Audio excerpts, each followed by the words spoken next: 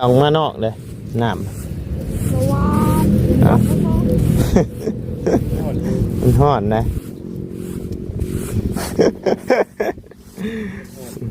แซ่บบ่ดูดนอกถุงมันที่ดูดตัวนอกถุงก่อนมันเหี่ยไปเลยมันเปื่อยอยากกินน้ำปั่นได้ครับกินน้ำปั่นโอ้เขาเพื่อนน่ะเห็นบอลายคือกันกับบอตูนคือบ่นี่คือกันตูนเมื่อแล้วมื้อนี้เมื่อพร้อมกันกับลุงเฮิมเนาะแม่น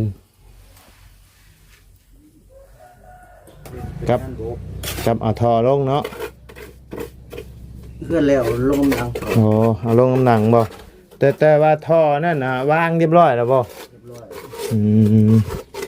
ไหวไกลดีเนาะแม่ไป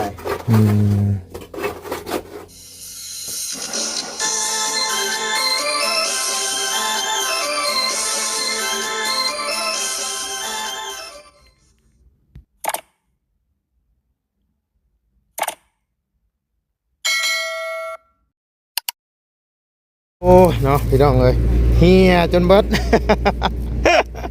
เฮียจนเบิดเปื่อยจนเบิดของมีเอ้ยเอาทักทายเอาเราอยากน้ำปั่นเราอ่ะขอได้ชื่อน้ำปั่นมาให้ขอถามเราเมื่อวานนี่โดยสบายดีมันเฮียขี่รถมามันเปื่อยอันนี้อ่ะกินกันโดยของเรือได้เนาะบริเดือไอ้มันฉันได้แกะนะเนาะว่าไปเลยเจ้ากับมันเปื่อยมันเปื่อยเลยโอ้ผัดเข่าเนาะน้ำไปในห้องน้ำมึงไม่เขาเรียกอะไรปุ๊บนั่งเข้าใจแล้วมันเหี่ยออกมานอกเลยน้ำมันห่อนนะ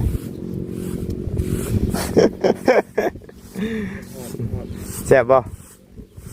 ดูดนอกถุงมันที่ดูดตัวนอกถุงก่อนมันเหี่ยไปเลยมันเปื่อยอยากกินน้ำปั่นได้ครับกินน้ำปั่นกินแม่มาเนี่ยเบอร์ชื่อนะไทยเมียบ่ทักทายกับสบายดีเด้อเนาะพ่อแม่พี่น้อง FC เบิร์ดจุกูสู่คนเนาะบอกว่าอยู่ในและต่างประเทศก็ยินดีต้อนรับกับสู่ช่องมาไล่คือเก่าพี่น้องเลยคือพัดอยู่แดดแท้ฮะคือบ่ฟัดอยู่ห่มเนี่ยบ่ฮ้อนแดดบ่เขาจะแดดตากแดดเลยเคยเด้อเนาะพัดอยู่ห่มปะเอาเจ้าก็เอามาห่มแล้วเจ้าก็มาถอกอยู่พี่พัดอยู่ห่ม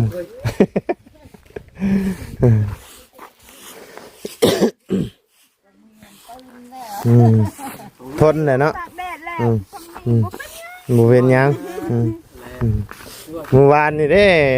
หน้าแหมแก้มใหม่อยู่เพิ่นคือเนี่ย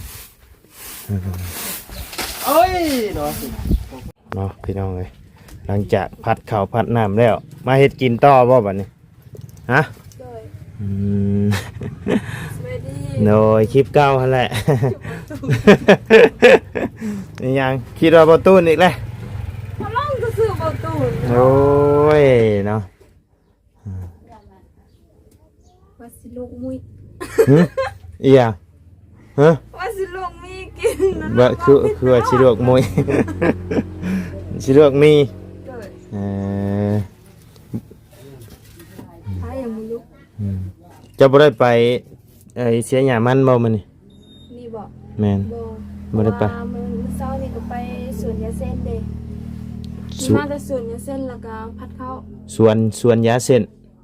จะมีสวนยานำบ่อยู่ใช่บ้านสกีอยู่บ้านสกีขยันนะลีเนาะเจ้าเนาะโอ้ยดุมันนะดิกลัวฮอดผู้ชาย เฮ็ดเบี้ยผู้ชายยังบ่ช้ำเนาะเออแต่ว่าส่วนหลายอยู่ทั้งนี้ทั้งผู้ชายเพิ่นสิบ่ค่อยเฮ็ดเนาะเบียกแบบนี้เนาะนี่แต่ให้ทั้งผู้หญิงยังมุกมัน คันเฮ็ดให้ทางให้เขาก็เฮ็ดอยู่ เฮ็ดอยู่บ่ แต่ว่าเรื่องเสียหญ้าเสียหยังส่วนหลายเขาบ่ได้เสีย เขาบ่ได้เสียเนาะมีแต่ผู้หญิงบ่ชายก็เห็นหาพื้นหาหยังก็มีแต่ผู้หญิงนะ แม่ ทางบ้านข่อยผู้ชายได้หาพื้นเอาแนวมันหนักเด้ เด้อ เฮาก็เนี่ยอะไรที่ซอย แต่ถามนี่ ได้ครับ ส่วนหลายนะ แม่นชาข่อยมาเห็นไปแต่ละบ้านแต่ละเขตนี่ชวนได้เป็นผู้หญิงนะผู้ชายนี่ชวนน้อยผู้ชายชวนได้ขึ้นไปเห็นนอนตะเบน เอาเว้าอีหลีแล้วพี่น้องเอ้ย แต่เป็นบางคน เป็นแต่ว่าก็ส่วนหลายแล้วแหละ น่าส่วนหลาย คันส่วนน้อยนี่ผู้ที่เพิ่นเฮ็ดน่ะส่วนน้อย คืออายคอยเราเฮ็ดได้แล้วเนี่ย เออ ทางเดียวก็คือกัน นี่ พวกบางไกลนี่คือกัน เออ ทางให้เราทางผู้เดียว ได้ เขาแพ้เราจ้างเขา เออ เมียเราก็เอาลูกเด้ เออ มีไปเอาลูกบ่แม่น ดี บ่อยากเฮ็ดแล้ว ดีได้แบบว่ามีผู้ส่วนเนาะ เด้อบ างคนนี่โอ้ย เอาพื้นเราก็เอาเราแก่เสร็จ ขนาด จัก ขนาดข้าวสิกินใส่ปากแท้ๆบ่มีก็ยังบ่ไปเลยพี่น้อง แม่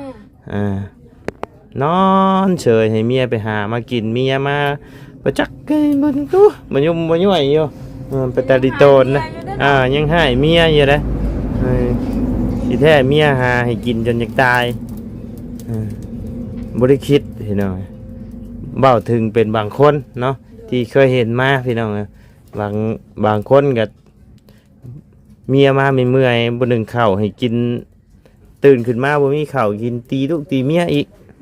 แม่ เห็นได้โยเขตแถวบ้านแกงจองขึ้นมานี่ตีกันดะพึดดะพื้แซ่บบ่ แซ่บ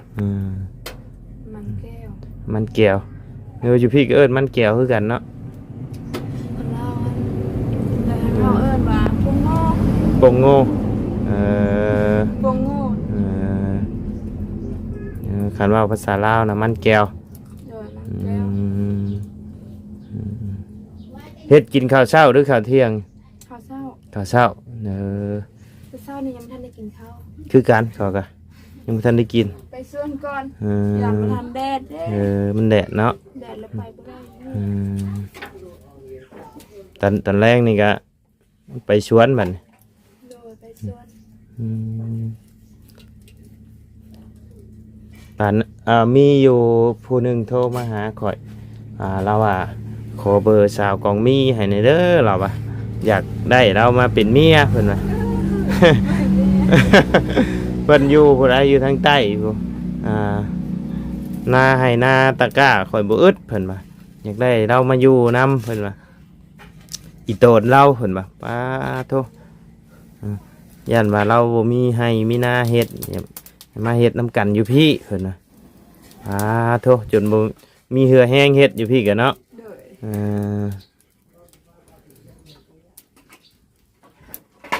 แบบอยู่นี่ก็ชื่อเจ้าเฮ็ดให้ปลูกข้าวก็พออยู่พอกินอยู่บ่ข้าวน้ำ บ่มันปีก็งามอยู่บางปีก็บ่งามคือเฮาปีนี้ ปีนี้ได้บ่ปีนี้ได้จักชอบ แต่สอบ ได้จะชาวชอบ แต่เดี๋ยวนี้ยังเหลือสอบเดียวนึง เดี๋ยวชอบเดียว ต่อไปซื้อกินบัดนี้ ต่อไปหาซื้อกินแล้ว เออ คันบางปีงามยังใครได้เห็นมันสิหมดเข้ากับยามเดือน7เดือน8 อันนี้เดี๋ยวเบิดก็แต่เดือน2เดือน3ดิ ซื้อกินจักเดือนมาอีกจักเดือนเฮาจังสิได้ฮูดข้าวเดือน11บ่ เดือน11เดือน12 3 4 5 6 7 8 9 10พอดี8 เดือนซื้อข้าวกินพี่น้องเอ้ย หาเงินซื้อข้าวกินเนาะ โดย บ้าหายังแต่ละมื้อละเว้นบัดนี้เอาสมมุติว่าเฮามันก็ยังบ่ได้ก้นบัดนี้นะ จ้างสิหารับจ้างเข้า หารับจ้างบ่ ขายกล้วยขายก ขา ล้วย ยชุนได้ก็บ่ได้ค่ะราคามันขึ้นแค่นี้ อืม ปีนั่นน่ะโลละ 8,000 โลละ 8,000 ปีนี้ได้จ้ะ ปีนี้เขาซื้อโล1,500นึง โล1,500เอ บ่ได้ อบัดคนเฮ็ดหลายเด้อเนาะอืมคือกันกับมันนั่นแหละปีก่อนๆตะกี้แพงนะ แพง อืมตกมา2 ปี3 ปีนี่โดดกิโลละเท่าไหรกิโลละ1,000บ่ โลละ1,000 1,500เดี๋ยวนี้นะ อืม1,500 1,550 อืมหากอยู่ทั้งบ้านค่อยเขาขายเป็นเขาขายแห้งนะ ตัก ตากแห้งนะไปขาย อันนี้ขายเป็นหัวด้วยเนาะทั้งบ้านค่อยตากผ่านนะก็มาตากมาโอ้หลายขั้นตอน แต่ว่าราคามันก็ดีนะนะ ราคา3,500กับบุดีเป็นไงแล้วช่วงปีก่อนๆกิโลละ5-6,000ม่วนดีขายไปขายแต่ละเทื่อได้เทื่อละ4-5 ล้าน4-5 ล้านอันนี้เต็มรถไทยไปก็ได้อยู่ล้าน 7-8 แสนนี่ปีนี้ข่อยจนบ่เข้าสวนมันเลยปีนี้ข่อยขี้คร้าด คือเฮ็ดส่วนมันอยู่เนาะ เฮ็ดคือกันปีนี้ปล่อยให้เมียเฮ็ดผู้เดียวปีนี้ ไปหาเงินก่อนเลย จ้างเอา ไข่แล้วนะ จ้างคนขุดเอา โดยจ แล้วก็ให้เขาไปแก้ให้แล้วก็มาปั่น ำโดย นะมันมีเครื่องพานเด้เฮาบ่ได้ชับเอง มีเครื่องพานนะเกาะใส่รถไถแล้วก็พานแตกจาก คือเฮ จาก สิพาแน่ แม่นโอ้เพื่อพานเองก็รถไถหนึงมีล็อก3-4 มื้อ ต้องมากิน ตบโอ้ยฮ้อนเด้ออกกันโอ้ยสิได้เด้อเนาะห้องน้ำเนาะ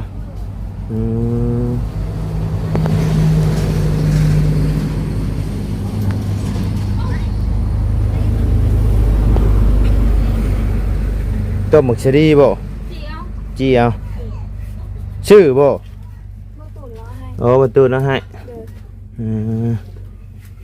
โดย หมึกชะดียังไงเม็ดนี่หมึกสลอย มักซิลี่ หมึกชะดีบ่ ทำมักสลอยแล้วมันน้อย อืม คือมันนั้นคนบ้านสมุนเอามาขายมักสลอยนะ โดยหมึกสลอยได้กลิ่นคักมันเหนียวคักโอ้เสียบหูเสียบตาเด้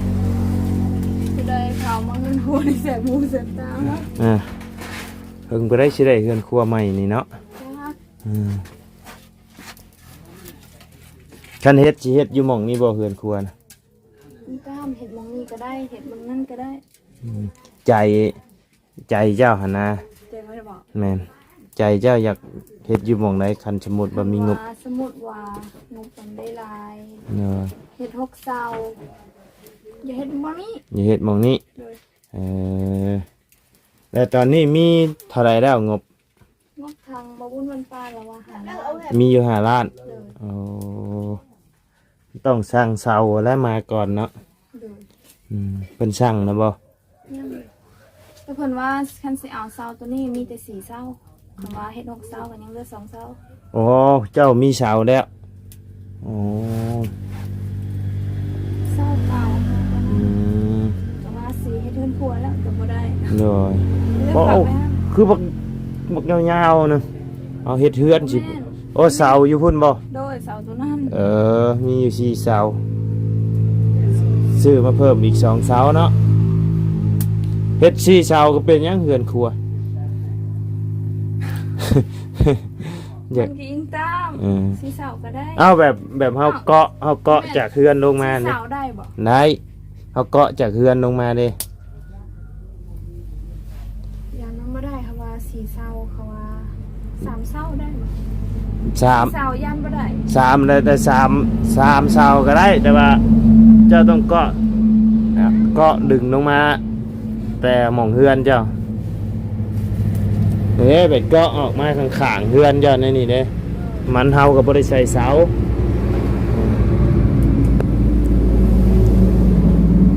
แต่เฮือนข่อยก็แซกออกมายังใช้3 เสานะ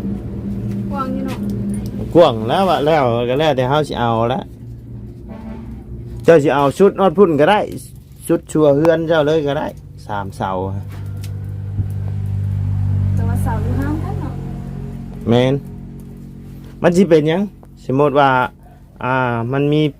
8เฮือนเลยเฮือนเจ้าความยาวจากเมตร6 เมตรบ่เจ้าก็เอาห้องละ3 เมตรยาวมาสิได้คือกันอุ้ย กินบ่บ่ตู้ ประตูนี่เลย เอาลงตลอดเมาไล่ กินแล้วเสียใจแล้วเอิ้นชื่อบ่ถูกอีกเทื่อ เสียใจหยังเด้ โอ้ เขาคือน่ะเห็นบ่ไล่คือกันกับบ่ตูน คือบ่ นี่คือกัน เอาตูนเมื่อแล้วมื้อนี้ เมื่อพร้อมกันกับลุงเฮิมเนาะ แม่น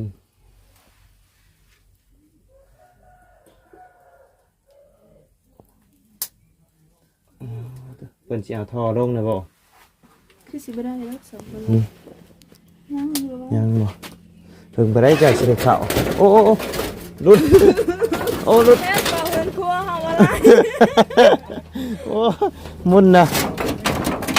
น้อง เออโอ้เกือบต้มทับหัว กับหัวเบาไล่แล้ว โอ้พี่น้องเอ้ย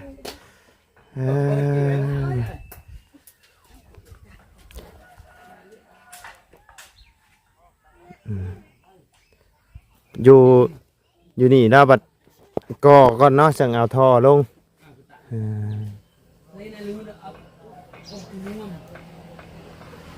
นี่เลยชั่วเฮือนเจ้านี่แต่เกาะลงมานี่เกาะลงมานี่ไหน ทางไหน ฮะพันเห็ดเฮือนครัวนะโอ้ใจค่อยพี่พังพี่ได้งาม ในนั่นแล้วเนาะ อ่า เดี๋ยวเบิ่งไอ้ก่อนแล้ววะ อ่า แล้วตันมาถามคอย ตันทางเนี่ยมันกับจะมันกับยางส่วนนั้นฮะ มาสูงกันได้ อ่าเพราะว่าเฮือนครัวเฮาเฮ็ดข้างนั่นน่ะงามมันค่อยลงพุ่นเลยได้เวลาเฮานั่นน่ะมันค่อยลงพุ่นมันงามการเจ้าสิเอาพี่มันแบบเป็นสายคามันสิไหลกลับมาหาเฮือนครัวเจ้าอีกเจ้าต้องได้ถมอีกอันนั้นมันค่อยลงพุ่นเลยเด้ ทำมาเฮ็ดเบิ่งนี่เป็นลังเบิ่งนั่นเนาะคณะมาพี่ อันนั้นเจ้าก็ย่างเข้าเฮือนครัวก็ออกเลย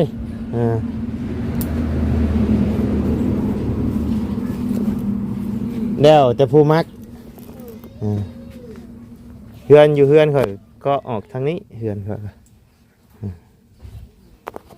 ฮอดดีบอกกูมันยางพารานะ ใช่อันนี้บ่ต้นนี้ก็แล้วแต่เจ้าสิเอาแต่คานี่ก็ได้นี่เฮือนครัวก็สุดเฮือนใหญ่เจ้าเลยจักแมทใช่ไหมเฮือนใหญ่เจ้าอันเจ้าเฮ็ดทำนี่งบมันกับโบเปลืองประมาณ10 ล้านกันน่าจะพอ พ่อว่า10 ล้าน เนี่ยประมาณนี้ไม่มันก็ใช่บ่ได้หลายเด้เพราะว่าเจ้าก็มีเสาเลยเสาก็3 ต้นพอแล้วก็เกาะลงมานี้ เกาะลงใส่ เอ้าเกาะแต่มองนี่ลงเกาะแต่ส่วนนี่ลงมาสิแซกลงมาจังสิจะค่อยสิให้จะเบิ่งแบบใดเบิ่งเจาะแบบคือในเฮือนข่อยนะ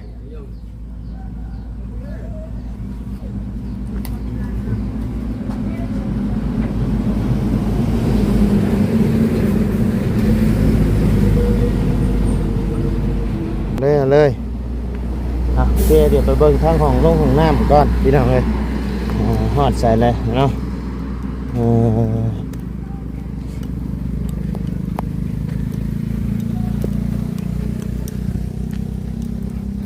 ใส่เลยโอ้น้ำนี่เปิดถิ่มไปเลยพี่น้องโอ้สิได้แล้วเนาะ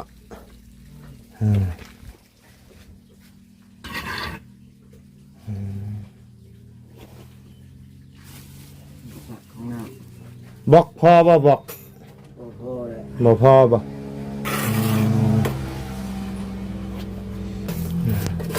บ่พอหลายบ่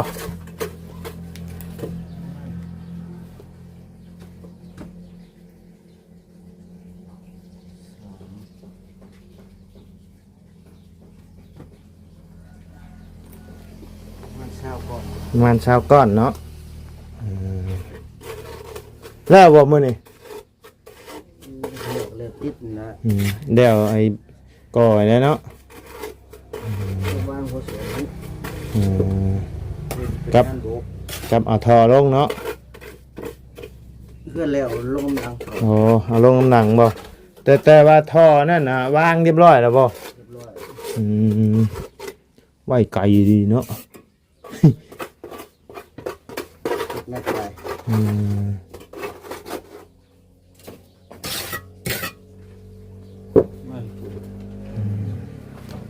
มานี่นะคักกะดีน้ำนี่เนาะเปิดทิ่มเลย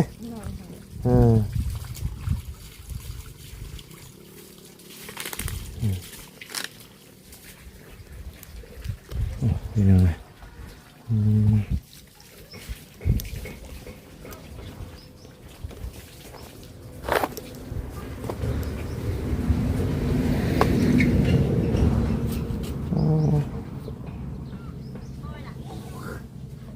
เอาลง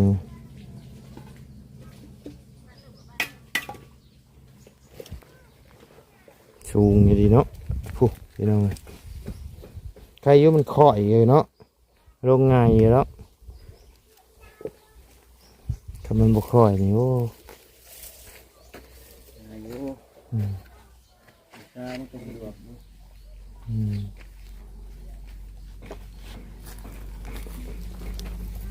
มาสองคนมานี่ โดย อืม เขาเรียก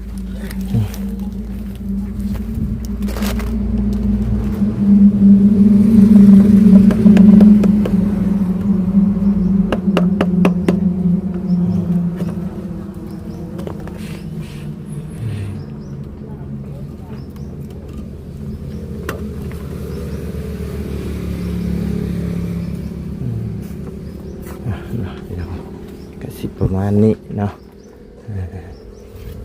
ห้องน้ำ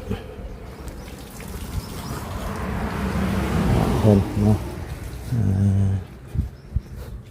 ใส่แฟนอลูซิงทนอยู่ดอกพี่น้องก็สำหรับคลิปนี้ทางมาไลก็จะได้ขอจบคลิปปิดคลิปลงไว้เพียงสำนี้กันเด้อพี่น้องเด้อพบเจอกันในคลิปหน้าเนาะขอบคุณขอบคุณพ่อแม่พี่น้องและFC เบิร์ดจุกหูสุกคนเนาะที่เข้ามาติดตามนะครับชม